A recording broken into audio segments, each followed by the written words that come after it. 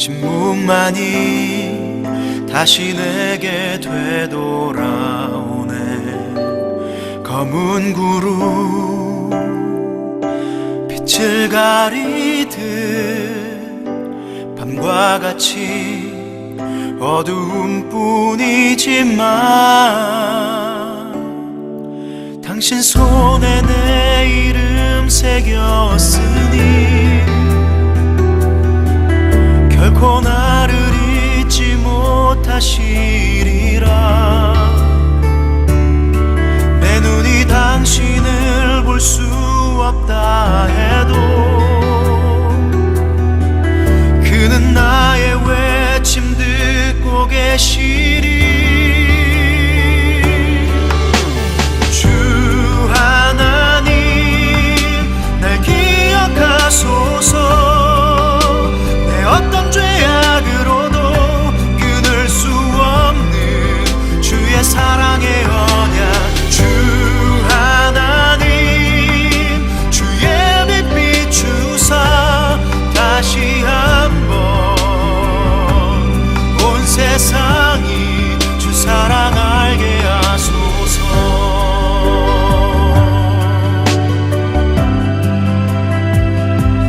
간절히 불러봐도 침묵만이 다시 내게 되돌아오네. 검은 구름 빛을 가리듯 밤과 같이 어두움뿐이지만 당신 손에 내 이름 새겼으니 결코 나를 잊지 못하시리라. 내 눈이 당신을 볼 수 없다 해도 그는 나의 외침 듣고 계시리. 주 하나님 날 기억하소서. 내 어떤 죄악으로도 끊을 수 없는 주의 사랑의 언약. 주 하나님 주의 빛 비추사 다시 한번 온 세상이 주 사랑 알게 하소서. 주의 영광 이 땅에 보이신 주님 능력으로 기적 베푸신 것처럼 주의 사랑 나로 알게 하소서.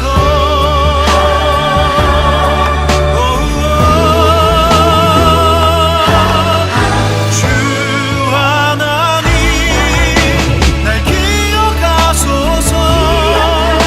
내 어떤 죄악으로도 끊을 수 없는 주의 사랑의 언약.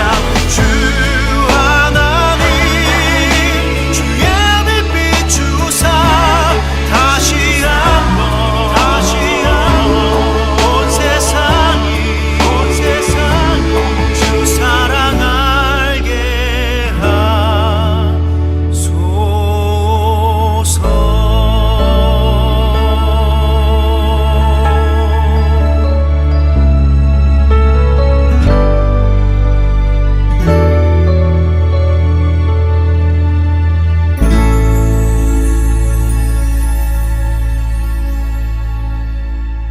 오늘 함께 묵상할 말씀은 욥기 42장 1절로 17절 말씀입니다. 1절 욥이 여호와께 대답하여 이르되 주께서는 못하실 일이 없사오며 무슨 계획이든지 못 이루실 것이 없는 줄 아오니 무지한 말로 이치를 가리는 자가 누구니까. 나는 깨닫지도 못한 일을 말하였고 스스로 알 수도 없고 헤아리기도 어려운 일을 말하였나이다. 내가 말하겠사오니 주는 들으시고 내가 주께 묻겠사오니 주여 내게 알게 하옵소서. 내가 주께 대하여 귀로 듣기만 하였사오나 이제는 눈으로 주를 배움나이다. 그러므로 내가 스스로 거두어 드리고 티끌과 제 가운데에서 회개하나이다. 여호와께서 욥에게 이 말씀을 하신 후에 여호와께서 대만 사람 엘리바스에게 이르시되 내가 너와 네 두 친구에게 노하나니 이는 너희가 나를 가리켜 말한 것이 내 종 욥의 말같이 옳지 못함이니라.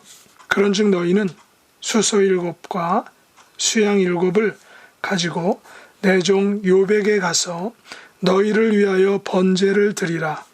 내 종 욥이 너희를 위하여 기도할 것인즉 내가 그를 기쁘게 받으리니 너희가 우매한 만큼 너희에게 갚지 아니하리라.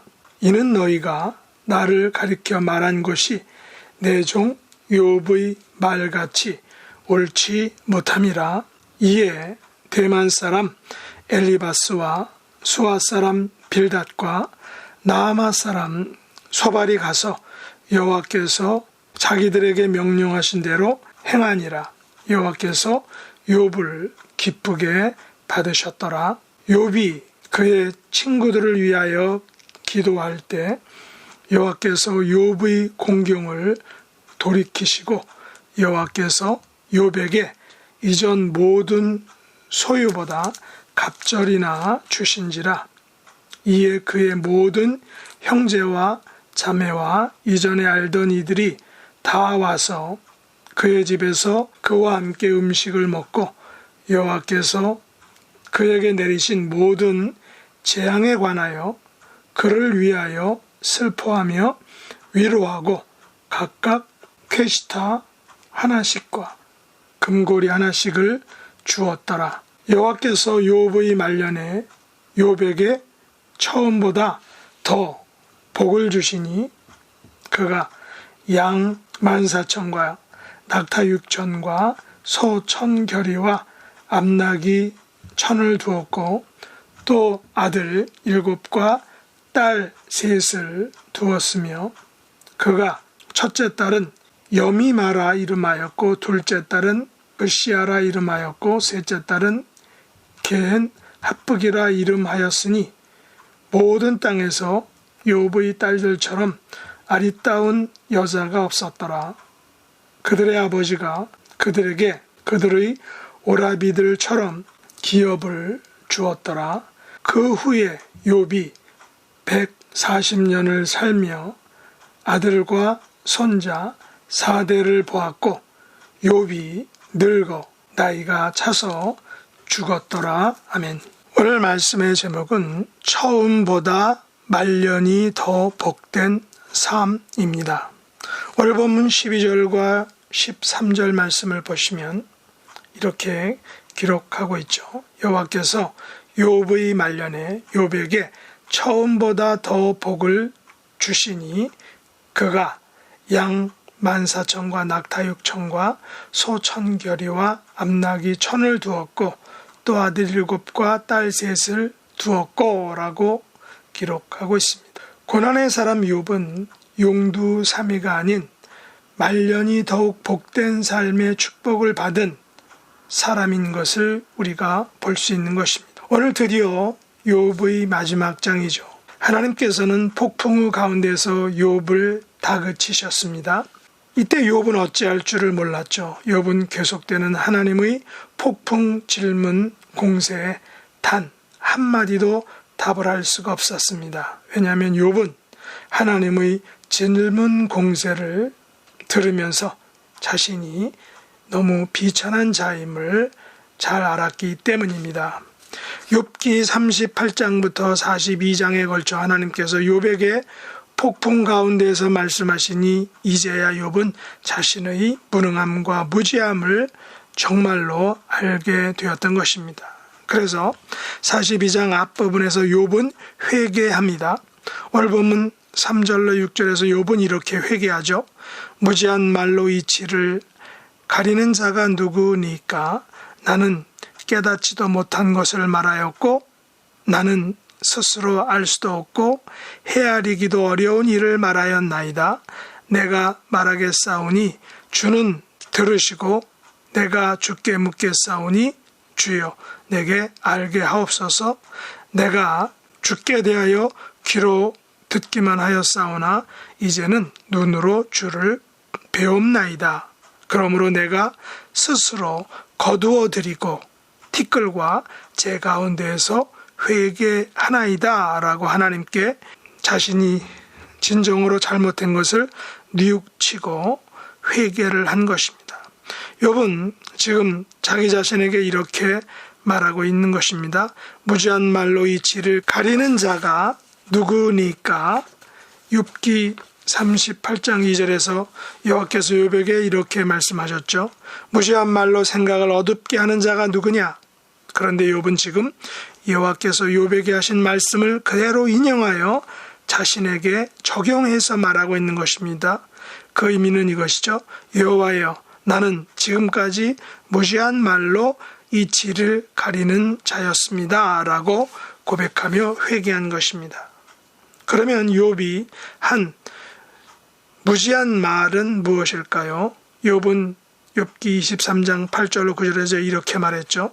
내가 앞으로 가도 그가 아니 계시고 뒤로 가도 보이지 아니하며 그가 왼쪽에서 일하시나 내가 만날 수 없고 그가 오른쪽으로 돌이키시나 배울 수 없구나 라고 말했습니다. 무슨 말입니까? 욥은 하나님께서 그의 앞에도 그의 뒤에도 아니 계시고 아니 보이신다 라고 말했던 것입니다. 또한 왼쪽에서도 오른쪽에서도 하나님을 도저히 만날 수도 배울 수도 없다라고 컴플레인을 했던 것입니다. 욥의 삶에서 지금 고난과 환난을 당하고 있는 그의 정말 처절한 삶 속에서 하나님은 동서남북 그 어느 곳에서도 아니 계신다라고 생각했고 욥은 그렇게 말했던 것입니다. 하나님은 욥의 삶에서 아무런 능력도 아무런 역사도 아무런 간섭도 아니하신다라고 욥은 생각하고 또 그렇게 말한 것입니다. 이 같은 욥의 생각은 바로 무지한 생각이었습니다. 이 같은 욥의 말은 정말로 무지한 말이었다는 것입니다. 왜냐하면 이것은 하나님께서 온 우주 만물들을 통치하시는 분이심을 다 부인하는 것이기 때문이죠. 하늘과 땅과 바다와 바다 밑의 생물들을 다스리시는 분이심을 다 부정하는 것이기 때문입니다. 심지어 하나님께서는 까마귀 새끼까지도 먹이시는 분이신 것을 부정한 것입니다. 하나님께서는 하마와 악어를 주관하시는 분이시고 이것은 하늘의 이치였다는 것입니다. 하나님께서는 세상을 다스리시는 이치의 근원이었다는 것이죠. 그러나 욥은 이 같은 세상의 이치를 깨닫지 못하였던 것입니다. 부인하고 있던 것입니다. 오히려 욥은 깨닫지도 못한 일을 말하였습니다. 욥은 스스로 알 수도 없고 헤아리기도 어려운 일을 말하였다라고 자백합니다. 인생에 있어서 말은 매우 중요한 것이죠. 우리가 입에서 말을 내어 뱉으면 그것은 엄청난 파괴력을 가집니다. 우리의 말은 곧 우리의 생각과 우리의 결정을 그대로 드러내는 것입니다. 우리의 말은 우리를 대표하는 것입니다. 그래서 우리가 어떤 말을 하느냐, 무엇을 말하느냐, 그리고 어떻게 말하느냐가 매우 중요하다는 것입니다. 우리는 의심의 말을 합니다. 우리는 불신의 말을 합니다. 우리는 사람 사이를 이간시키는 말을 합니다. 우리는 사람을 죽이는 말을 합니다. 그러나 우리는 하나님 앞에서 말을 잘 해야 하는 것입니다. 우리는 사람을 살리는 말을 해야 합니다. 말에는 힘이 있죠. 파괴력이 있습니다. 우리가 한 말에 대해서 하나님께서는 반드시 우리에게 그 말에 대한 책임을 물으실 것입니다. 욥은 자신이 깨닫지도 못하고 스스로 알 수도 없는 어려운 일을 말하였다라는 사실을 뒤늦게 알게 된 것입니다. 깨닫게 된 것입니다. 한마디로 욥은 하나님 앞에서 주제넘은 말들을 너무나도 많이 했던 것입니다. 자기 영역이 아닌 하나님의 영역에 대해서 욥은 많은 말들을 했던 것입니다. 욥은 자신이 하나님께 잘못된 말을 하였다는 사실을 5절에서 이렇게 표현하고 있습니다. 내가 주께 대하여 귀로 듣기만 하였사오나 이제는 눈으로 주를 배움나이다. 욥은 지금까지 하나님에 대하여 귀로 듣기만 한 것에 대해 말했다는 것입니다. 듣기만 한 것을 말하는 것은 어떤 면에서 정확성이 떨어질 수 있습니다. 듣기만 한 것을 말할 때는 와전될 수가 있죠. 잘못 전달될 수 있다는 것입니다. 욥은 지금까지 하나님에 대해서 듣기만 한 것으로 살아왔습니다. 듣기만 한 것만을 믿었다라는 것입니다. 그러나 우리의 지식은 귀로 듣는 것도 중요하죠. 왜냐하면 성경에서는 우리의 믿음이 바로 들음에서 시작된다라고 말하고 있기 때문입니다. 그러나 우리가 눈으로 그것을 본다면, 진리를 본다면, 하나님의 역사하심을 본다면 더욱 중요할 것입니다. 왜냐하면 보는 것은 더 확실하고 신뢰성이 있기 때문입니다. 물론 반대로 이스라엘 백성들은 사실 40년 동안 하나님의 엄청난 기적과 이적들을 눈으로 보고도 믿지 않은, 그래서 이스라엘 백성들은 오히려 눈으로 보지 못한 상태에서 귀로 듣기만 했다면 얼마나 좋았을까 하는 역설적인 말을 할 수 있는 것입니다. 이스라엘 백성들은 광야 40년 동안 하나님의 기적과 역사를 엄청나게 보고도 오히려 귀로 들은 여리고성의 기생 라합보다 더 못한 믿음을 가지고 있었다는 것입니다. 욥은 하나님께 대해 지금까지 귀로 듣기만 하였습니다. 그래서 정확성이 없는 믿음을 가지고 살았다는 것입니다. 그러나 이제는 그가 하나님을 눈으로 보았다라고 고백합니다. 물론 욥이 눈으로 주를 배웠다라는 것은 문자적 의미에서 본 것을 의미하지는 않습니다. 왜냐하면 인생들은 하나님을 눈으로 볼 수 없기 때문이죠. 귀로 듣기만 했다는 것은 욥이 하나님을 믿고 섬겼지만 정말 확실한 믿음, 살아있는 믿음으로 섬기지 못했다는 것을 의미하는 것입니다. 반면에 눈으로 주를 배웠다라는 것은 욥이 하나님을 확실하게 경험했다는 것을 의미합니다. 살아계신 하나님을 만났다라는 것을 의미한다는 것입니다. 한 가지 예를 들어보죠. 사도 바울은 하나님을 알고 있는 사람이었습니다. 바울은 나름대로 하나님을 향한 열심을 가졌습니다. 그래서 그는 대제사장들에게 가서 다메섹 여러 회당에 가져갈 공문을 가지고 주님을 따르는 자들을 잡아오려고 달려갔던 것입니다.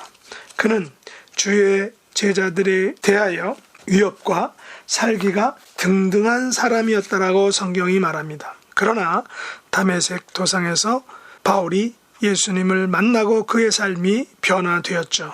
예수님을 배웠고는 위협과 살기가 등등한 사람에서 이방인을 위한 사도로 변화되었던 것입니다.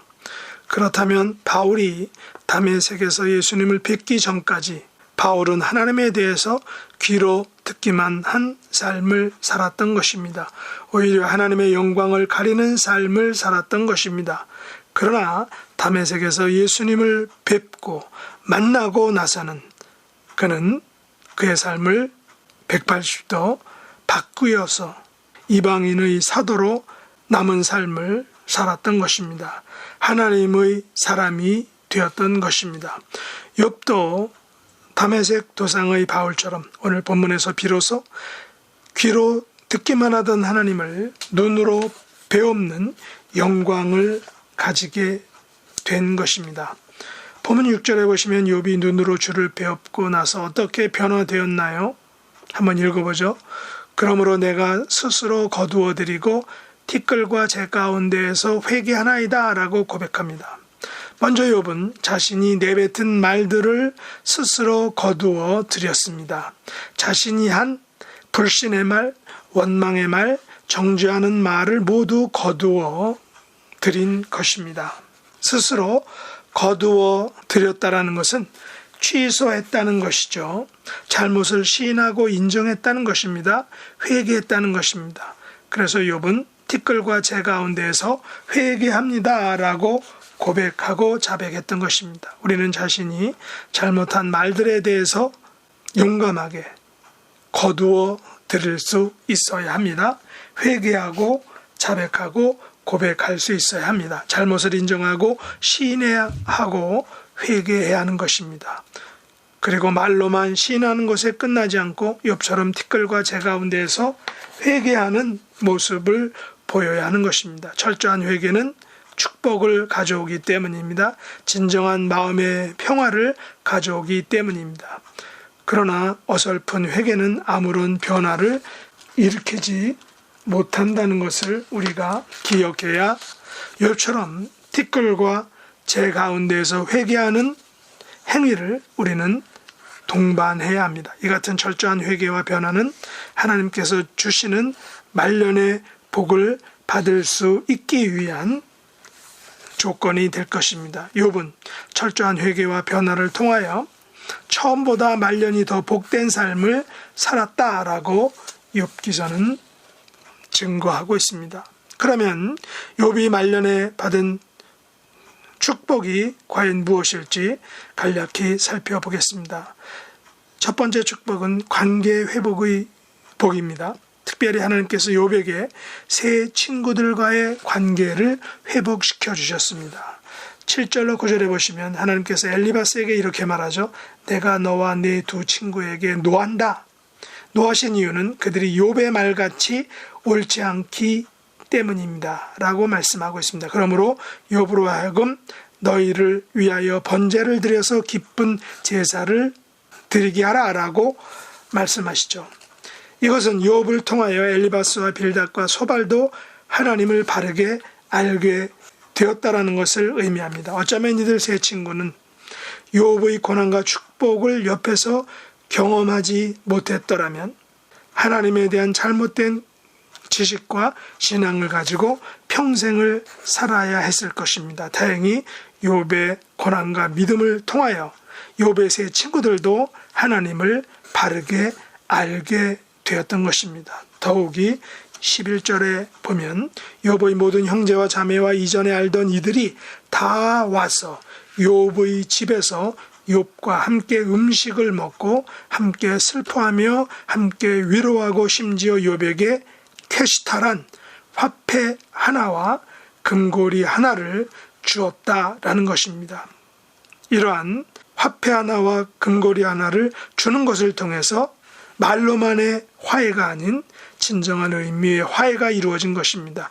이전에 맺었던 인간관계가 완전하게 회복될 뿐만 아니라 더욱 깊어지고 견고해진 관계가 맺어진 것입니다. 우리도 이 땅에서 하나님을 섬길 때 다른 사람의 도움을 통하여 은혜를 받기도 하죠. 다른 사람이 받은 믿음의 시련과 인내와 승리를 통하여 그 간증을 들을 때 나도 도전을 받고 용기를 얻게 되는 것입니다. 우리는 욥처럼 축복의 통로가 되는 삶을 살아야 할 것입니다.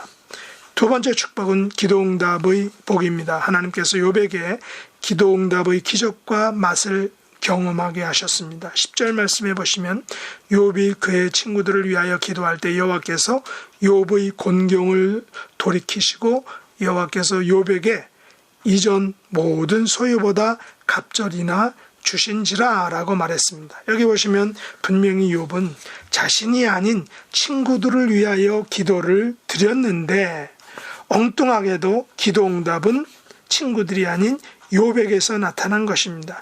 욥이 친구들을 위하여 기도하자 하나님께서는 욥의 곤경을 먼저 돌이켜 주셨습니다. 회복시켜 주셨습니다. 욥이 그의 친구들을 위하여 기도할 때 여호와께서 욥의 곤경을 돌이켜 주신, 회복시켜 주셨다는 것입니다. 욥이 그의 친구들을 위하여 기도할 때 여호와께서 욥에게 이전 모든 소유보다 갑절이나 더 주셨다라는 것입니다. 하나님께서는 우리의 기도에 응답해 주십니다. 자기 자신을 위한 기도에도 응답해 주시지만 특별히 자신이 아닌 다른 사람을 위해 하는 기도, 중보 기도에 더욱 기쁘게 응답해 주시는 것입니다. 특별히 기도하는 우리를 축복해 주신다는 것입니다. 이것이 바로 기도의 신비라고 우리는 고백합니다. 우리가 매일같이 새벽이나 일정한 시간을 정해놓고 하나님께 기도드릴 때, 또한 공동체 지체들과 가정과 우리의 지인들을 위해서 눈물을 흘려 기도드릴 때 하나님께서는 우리의 기도를 들으시고 기도를 하는 우리의 기도 제목 가운데 있는 사람들을 축복해 주시지만 더욱더 기도하는 우리들 자체를 하나님께서는 축복해 주시는 것을 욥을 통해서 우리가 분명히 알게 됩니다. 셋째 축복은 물질과 재산의 복이다라는 것입니다. 10절 하반절에 보시면 하나님께서 욥에게 이전 모든 소유보다 갑절이나 주셨다라고 말합니다. 12절에도 보면 여호와께서 욥의 말년에 욥에게 처음보다 더 복을 주시니 그가 양 14,000과 낙타 6,000과 소 1,000개와 암나귀 1,000을 두었다라고 했습니다. 하나님께서 주시는 물질의 복은 아주 귀한 것입니다. 우리가 가진 물질의 주인은 하나님이시죠. 우리가 가진 재산은 하나님께서 주신 것들입니다. 이 사실을 인정하고 물질에 대한 욕심과 집착을 우리는 버리고 우리가 하나님의 깊으신 뜻을 위하여 살아간다면 하나님께서는 물질과 재산의 복을 덤으로 허락해 주신다는 사실입니다. 네 번째 축복은 자녀의 번성과 영광의 복입니다.